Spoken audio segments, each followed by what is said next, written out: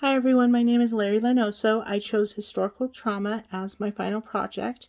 I created a diorama out of a shoebox in order to hopefully give you a real world and also personal reflection on how historical trauma can be affected throughout generations. So I'm going to flip the camera around and we'll get started. What I have here is a shoebox, and I use that for my diorama, and I have a definition of historical trauma given to us by the Substance Abuse Mental Health Services Administration, and it is the cumulative multi-generational collective experience of emotional and psychological injury in communities and in descendants. Along with that, I noted that violent colonization, assimilation, loss, and suffering are all components of historical trauma as well. I am a indigenous person. I am from the Laguna Pueblo tribe in New Mexico, and this is a little bit of our story. So what I have here in the diorama is first a picture of a woman, and as you can see, she's drawn as a European. However, she also has traditional markings on her, and that represents that we are in a primarily Caucasian world. We have assimilated to Caucasian and European society, but as you can tell, the markings of our culture are on our skin, and the markings of her culture are still with her wherever she goes. I also created this diorama using documents from the Santa Fe Railroad. In the early 1900s, the Santa Fe Railroad utilized Laguna Pueblo lands in order to expand the rail westward. In response to that, they promised Laguna men jobs and lodging. Unfortunately, what that also meant is that a lot of these people and hundreds of families were uprooted, and we were moved, including my family, were moved to different areas throughout the U.S. My family was moved to Winslow, Arizona, where we created a Laguna Indian colony.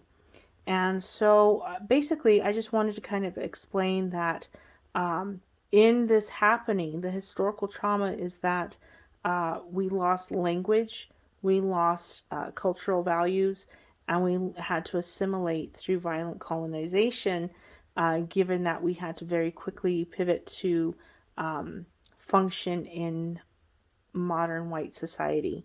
Russell Means' speech that he had also mentioned the red apple, where people are red on the outside but white on the inside.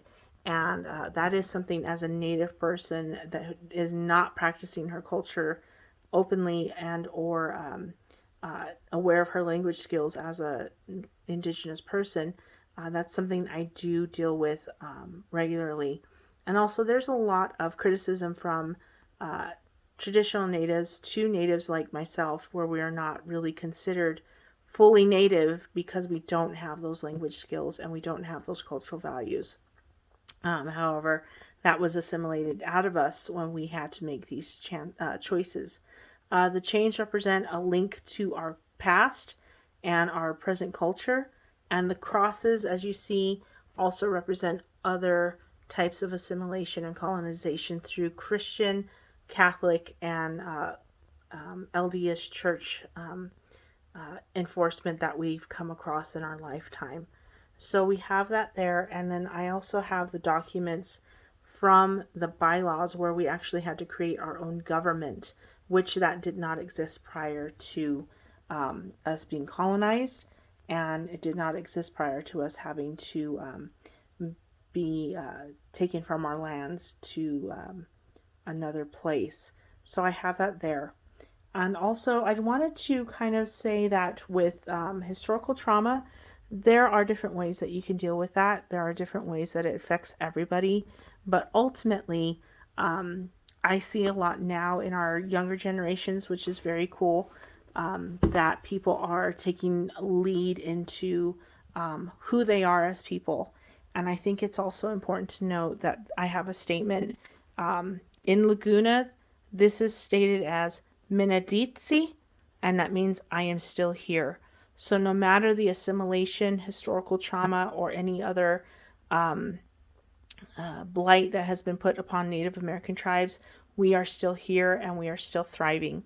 And I think it's important that we are teaching our future generations who we are and who they are as people as well.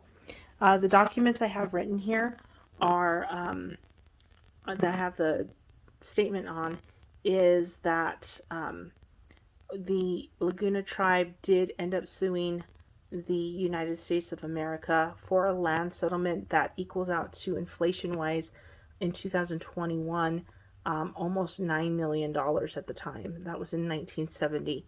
It took 19 years worth of legal processes just to get that paperwork and that process pulled through. So I'm hoping that this gives you a little idea of how artistically we can look at things such as historical trauma. And I just wanted to share that, I might not have my language skills, but I do carry and honor my ancestors with me, as I have my grandmother and I have my grandfather here with me as well. So they're helping me in this presentation. And I just wanted to say thank you very much for listening, and I appreciate all of you, and have a great holiday season.